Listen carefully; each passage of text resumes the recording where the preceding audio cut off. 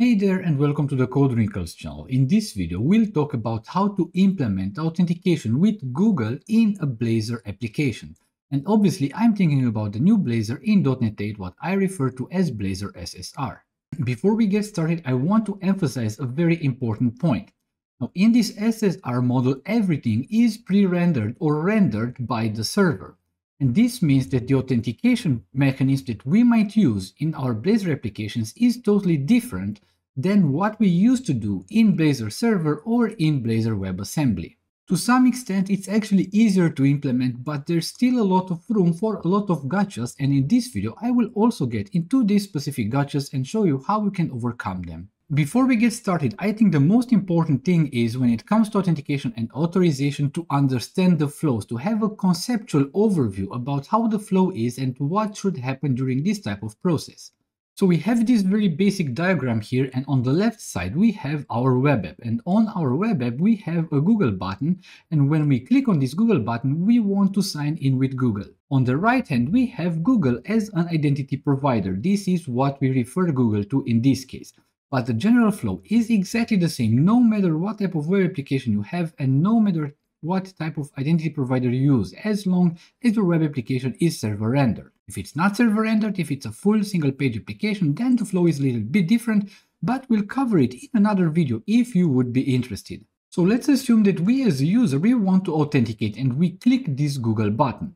Now what it happens is that basically our web application will make a request or will issue a challenge request or an authentication challenge request that will send the user basically to the Google platform. And basically you will see this redirect and you will be presented in that case with the authentication screen from Google, not from our web application. When we do this challenge for authentication, there are some information that this redirect will actually contain, but maybe the most important one, it will be that it will contain what we call a callback URL. And this callback URL will be the URL to which the identity provider, in our case Google, will send back to the web application, or the user will be sent back to the web application to that specific URL, and then the web application can continue the authentication process. So right now we have this, and the user sees the login screen, and the user needs to authenticate with his or her Google account. After the authentication is successful, then the second part kicks in, where basically Google, the identity provider, will send back the user to your web application, basically using the callback URL. It will redirect you to the callback URL that you have specified when you have initiated this challenge request. This response from Google will also contain certain kind of information, but maybe the most important one is what we usually call an ID token. And this is usually in the format of a JSON web token, but it doesn't really need to be a JSON web token. It needs to be a token that contains the information about the authenticated user. And now the ball is back in our playing field as a web application. So we need, in this case, a mechanism to get this request, to get the information that we get from Google, and then authenticate the user in our application. And this is done usually in this scenario where we have SSR applications or server rendered application using cookies. So you just set an authentication cookie so that your application can know that this user is right now authenticated.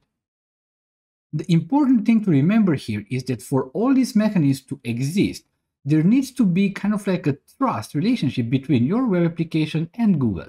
And this means that you would need to register your web application with the Google identity provider and to define this mechanism basically through which you will handle authentication. And that's how when a request comes from your web app, Google knows that, hey, I need to perform an authentication here for a specific user and then redirect the user back to the web application containing the authentication information. On the other hand, the web app, since it has this trust relationship with the identity provider, in our case Google, it will know that it can trust the information that it gets from this ID token, and it means that the user was successfully authenticated against Google. And therefore, the web app can then safely go ahead and authenticate the user also in the web app itself. So the first thing that we need to do when we want to set up external authentication with an identity provider like Google is to go on the Google developer platform and create basically that trust relationship. So let me head over to the browser and show you how this is done. So here I am in the Google developer console, and the first thing that we need to do here is to come here, and we don't want to use an existing project in this case because I have used them for other purposes. We need to create also a new project. And let's call this project Blazor out. I don't want to belong it to organization, so no organization, and we just click create. Once the project is created, I want to simply just switch to this other project that I have just created, and here I can start everything from scratch. What we need to do to register our Blazor application to work with Google, first we need to create what is called an OAuth consent screen. And that is an important thing because when Google redirects back the user to you, there will be some information from Google that is sent regarding the user to you in that ID token, like the first name, the last name, a profile picture, and an email address. Obviously, the user needs to consent this during this authentication process, and that's why you need to create this OAuth consent screen. So the first thing that we need to choose here is between internal and external. Since we want to use our application with external users, so users that don't belong to the Google directory itself for a company, we will just use here external and we'll just hit create. Let me maybe make this a little bit bigger. Here we need to provide some information about the application. Some of the information is necessary. Here, for instance, we need to have this Blazor out. Here, user support email, an email to which user can send support requests. Then we have the application logo. That's not necessarily something that we need to provide. An app domain. This is not something that we need to provide for test purpose right now. And then authorized domains. Obviously, if you add domains, you can also add authorized domains. That kind of like gives you more fine-grained opportunities to kind of like set up a very secure environment. For the developer contact information, I will just use exactly the same email address that I have used before. So it will be this one.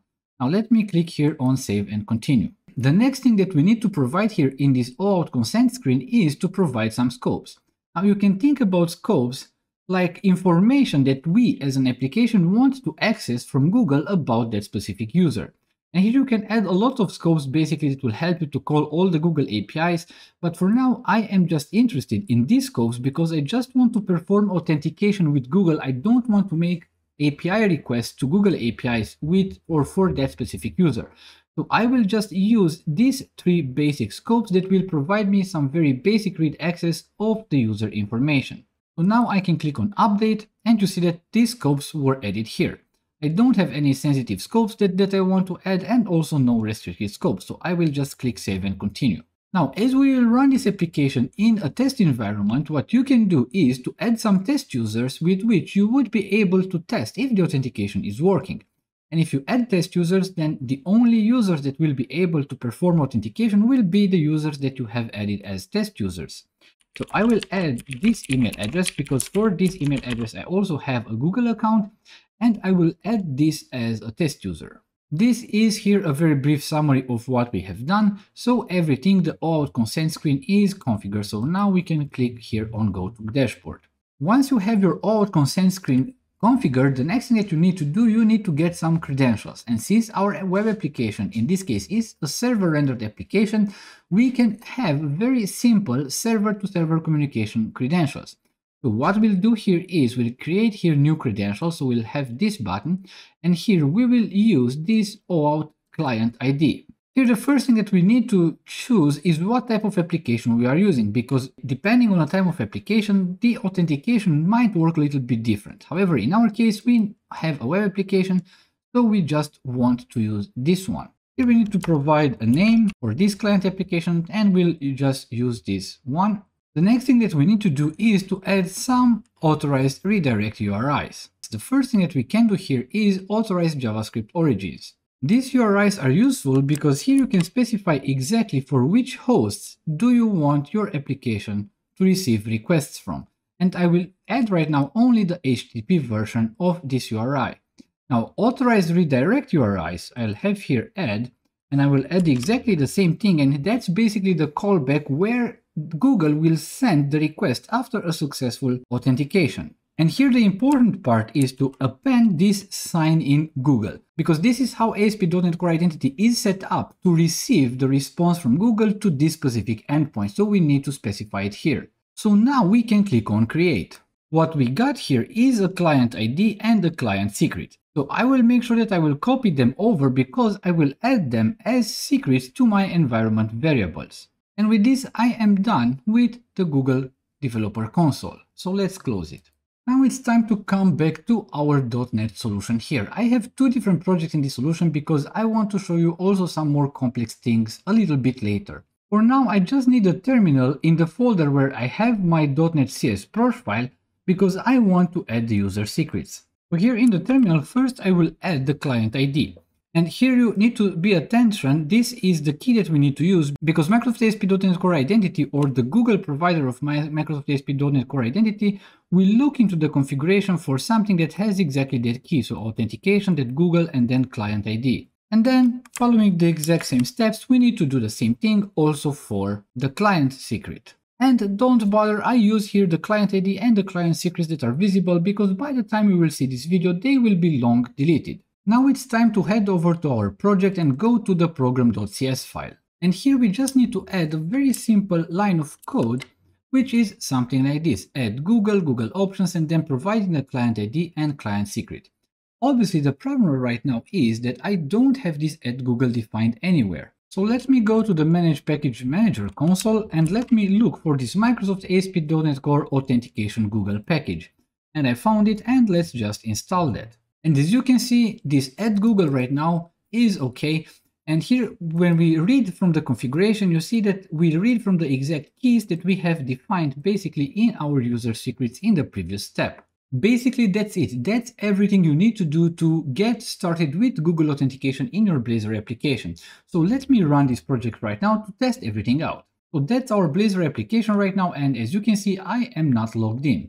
If I click here on this register, but even if I click on this login, you see that I already have this use another service to login and I have the Google button. And this button was added directly by ASP.NET Core Identity. I didn't need to configure anything else. It's just because I have configured Google Authentication and I already have this Google button here. So let me go back to register so that we make sure that everything runs okay. Let's click here on Google.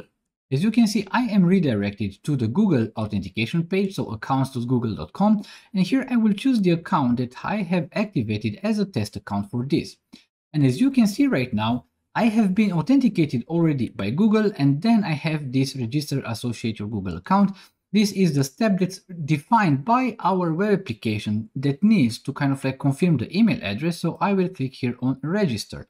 And then I have here this option to click here to confirm your account. And now I am basically registered in our application. And if I go here and I click on the login and then Google, I will be able to perform an entire login to the application. Now, before I do this, I would like to open up the developer tools. And I want us to take a look at what will happen every time or at each step of this entire process. Right now, we are in our web application where we have the Google button, exactly like on the whiteboard that we saw earlier. So right now, I will click here on Google. And as you can see here, there are a lot of things that happened, but the idea is that I was actually redirected to Google for performing this authentication. Obviously, then there were loaded a lot of different stuff like JavaScript and other things for the Google page that you actually see right now. Now, I want to clear everything and I want to choose right now my account. And as you can see, what happened is that I had this consent. Then I was redirected, so once the login was successful, I was redirected to this sign in Google. So it's the callback URL that we have defined in the Google Developer Console. And as I said, ASP.NET Core Identity or the Google part of ASP.NET Core Identity that we have added is already configured to listen or to use this endpoint for the callback. The thing is that when the response from Google hits our callback here, ASP.NET Core performs a bunch of different stuff, like validating if the request was initiated by the web application itself. It uses a correlation cookie for that. It does issue an authentication ticket. It verifies with Google that everything is okay. So there are a lot of things that happen there under the hood. However, once all the process is completed, you can see that I am actually redirected to this external login with the return URL to the initial page that I wanted to visit. And the external login itself will kind of like finalize the entire login process. It will set the cookie for me, the authentication cookie that's issued by the Blazor application itself. And then last but not least, it will redirect me to the return URL, which is the local host because I wanted to access the home page. Now let's try to understand also from the perspective of our application and all the components that we get from Microsoft ASP.NET Core Identity directly, how this entire flow looks like. So I will go here in this account in the pages, and in the pages I will go here to this login.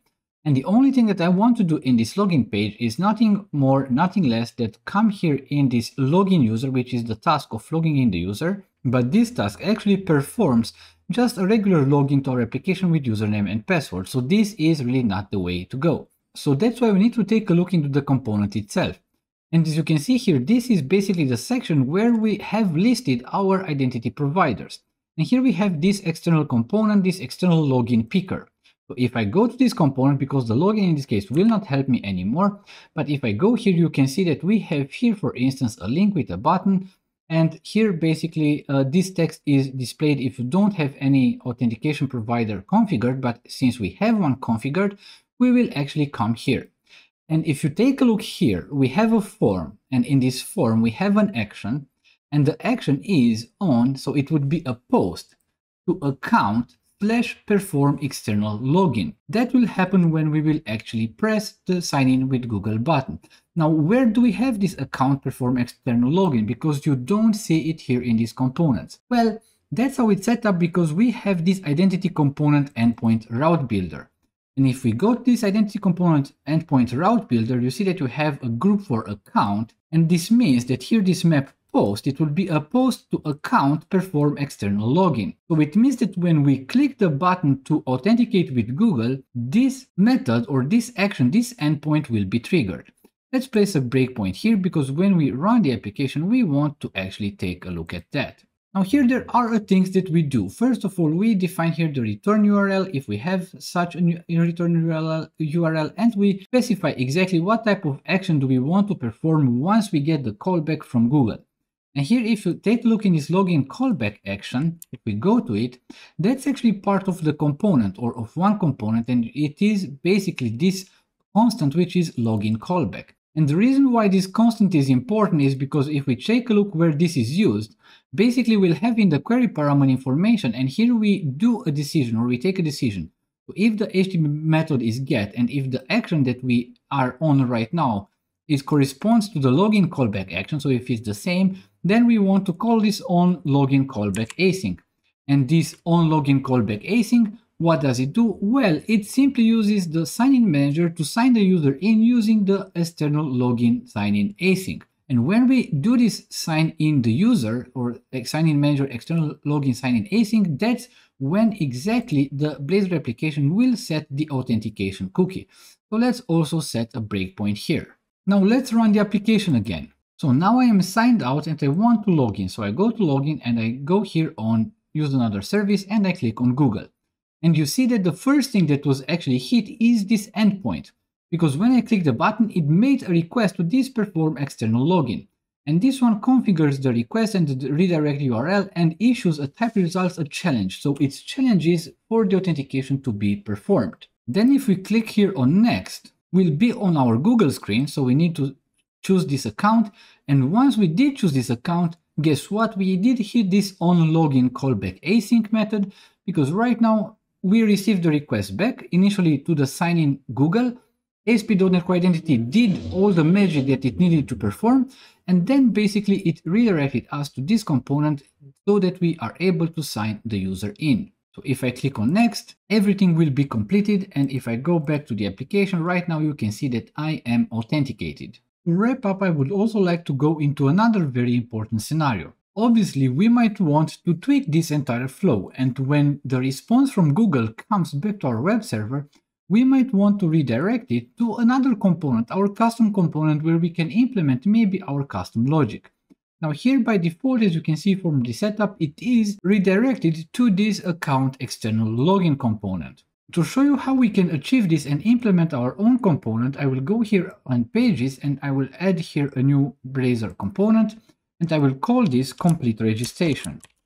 Now I will delete everything that I have here, and to keep things as simple as possible, the one thing that I will do, I will come to this exact same component again, and I will copy everything that I have here, and I will paste it in my brand new component. So the functionality itself will be the same, but right now our component is a custom component. And for instance, the only thing that I want to change here is I would like to have an endpoint that is complete registration. So it doesn't really have anything to do with the account. Now the question is, how do we get our custom component right now to be used instead of the default component? If you look into the documentation for ASP.NET Core, then you will probably stumble upon this paragraph, and it will say that the URI segment for the callback default is sign in Google, but you can change it using this remote authentication options callback path. What this essentially says is that we can go over here to our program.cs, and where we have registered Google, we can have here Google options.callback path, and here we can specify, for instance, this should be a new path string, and in this new path string, we can then just provide this complete, let's also type it correctly, complete registration. However, if you follow down this route, your authentication flow will totally break. That's because ASP.NET Core Identity expects that the redirect or the response from Google will come to the sign in Google endpoint. And as said, there are some things that happen in background or under the hood when this sign in Google is called back. So this is definitely not the way to go. Obviously, in a more complicated setup, you can even change this callback, but you would have to change the callback URL then also in your Google Developer Console, and you would have to do a lot of other stuff in order to get this working. So the easiest way to actually configure this is to go back to this identity components endpoint route builder. And we have here this map post for perform external login. And as said, here is actually the place where we configure this redirect URL. Now, this redirect URL is used so that ASP.NET Core redirects to it after it does everything that it needs to do when the sign in Google endpoint is hit. So basically, first the sign in Google is hit, and then ASP.NET Core does its stuff, and then it redirects the request to this specific URL where we can implement our custom logic for that. So the only thing that we need to do here is to come here and change this account.complete registration with this complete registration that we had in our component. So this is the route of the component that I have just created. Let me now go back to this complete registration component. So this is my brand new component. And to show that it actually works and this is not hit, let me put a breakpoint here in the onLogin callback. And also let me go here to this external login, this account external login. So it's the component to which by default it was everything redirected previously. And I will also place a breakpoint here. And theoretically, when we run the application and we want to log in, we should only hit the breakpoint in our complete registration, but not the breakpoint in external login.razor. So let's run the application. So here we are, let's go to login, and then let's go here to Google. We choose our account, and we see that we have hit the endpoint on complete registration, not on the external login. So it is our custom component. Theoretically, we can here implement really our custom logic for completing the registration. It means that you could add here form for the users to give you some more details. Maybe you need the date of birth or anything else, and you can get all that information from the user, then add them in claims, and then perform the sign in and update user with those specific claims. So let's now hit on continue, and to see that basically we completed the login and we are now logged in, and we never hit that breakpoint in external login again. So it means that we have managed to override or to customize this behavior so that we hit our custom component where we can implement our custom logic instead of the default one that is hit when you get everything out of the box, which is this one. In the end, I have only just used this simple out project, and I will simply discard this other one, custom out, and I will simply delete it. And the reason for this is because I wanted to have exactly the same callback URLs that we had previously in the video where we have configured the out-of-the-box behavior. And in order to not create a new application in the Google Developer Console, I have used the exact same project to actually also implement this custom flow. Please don't forget to hit the thumbs up button and subscribe to the channel if you didn't subscribe already. And if you have any question or comment or idea or things that you want to share, don't be shy and head over to the comment section of this video and leave your comment. I would be more than happy to get in touch with you. This being said, thank you very much for watching, and until the next time, I wish you the very best.